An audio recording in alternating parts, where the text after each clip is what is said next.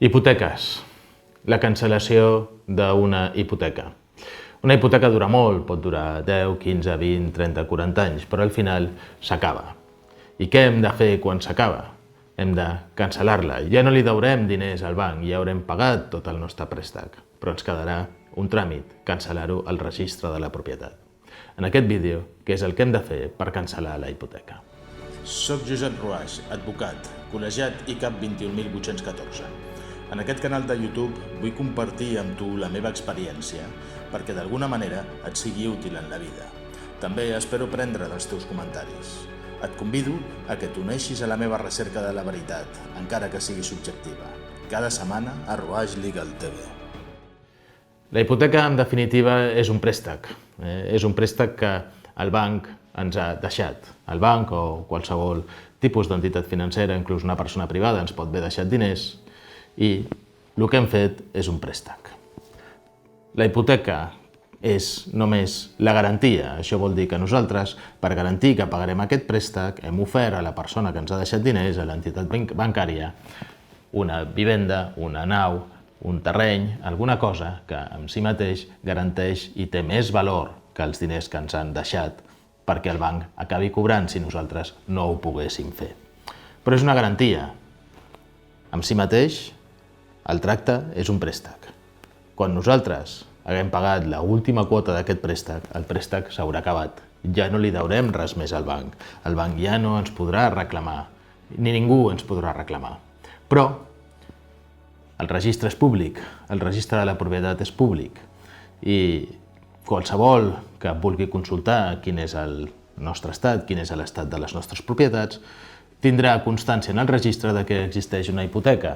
Sí, de fa 15 anys, de fa 20 anys, que potser està pagada, però que potser no. I això el registre públic no ho sap ni ho pot dir. L'única manera és cancel·lar aquesta inscripció hipotecària. És obligatori fer-ho?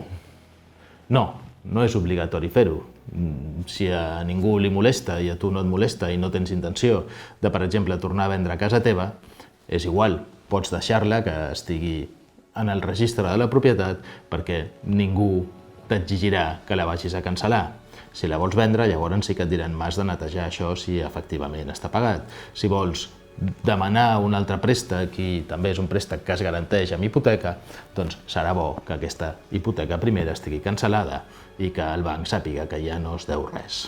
Si no, un cop hagin transcorregut 20 anys, 21 anys, haurà prescrit tota la possibilitat del banc de reclamar-te res, tota possibilitat del banc de dir que podia haver passat alguna cosa o quedar algun deute pendent i fer aquesta reclamació 20 anys des de la data en la que acabava la hipoteca. Si tu vas fer una hipoteca per 20 anys a l'any 2000, s'acaba el 2020 i el 2040, 41 per ser més precisos, perquè s'ha de deixar un any perquè no hi hagi innovacions, la hipoteca haurà prescrit.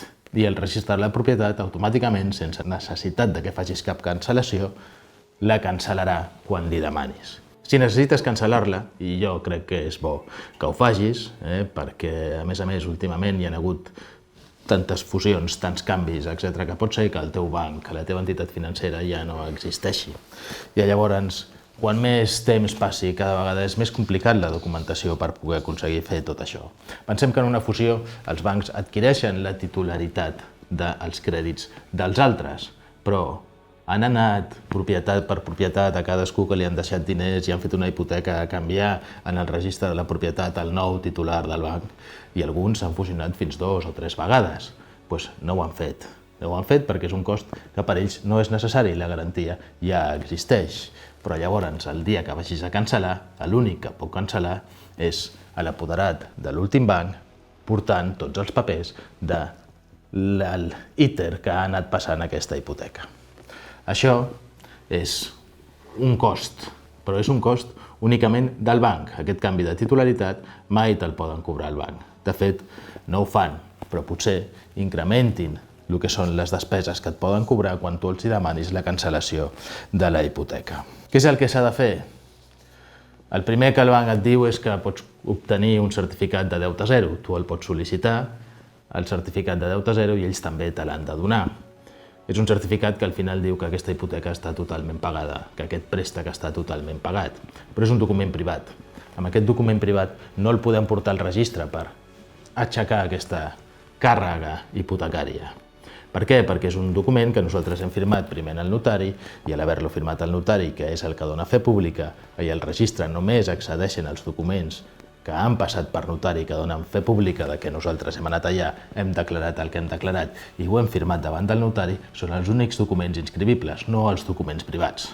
Et serveix a tu, però no serveix a ningú més ni a les tercers i et serveix a tu especialment si alguna vegada al banc se li ocorregués reclamar-te alguna cosa que no passa. T'ha de cobrar el banc per l'emissió d'aquest certificat? No, no t'ha de cobrar.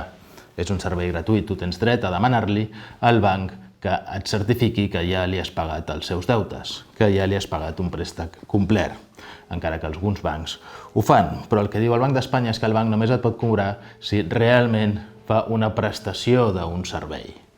I què s'entén fer una prestació d'un servei? Doncs emetre un certificat de que li has pagat, no, perquè això forma part del préstec en si mateix. Seria el tema de tramitar-te, fer-te tots els tràmits de fer aquesta cancel·lació hipotecària.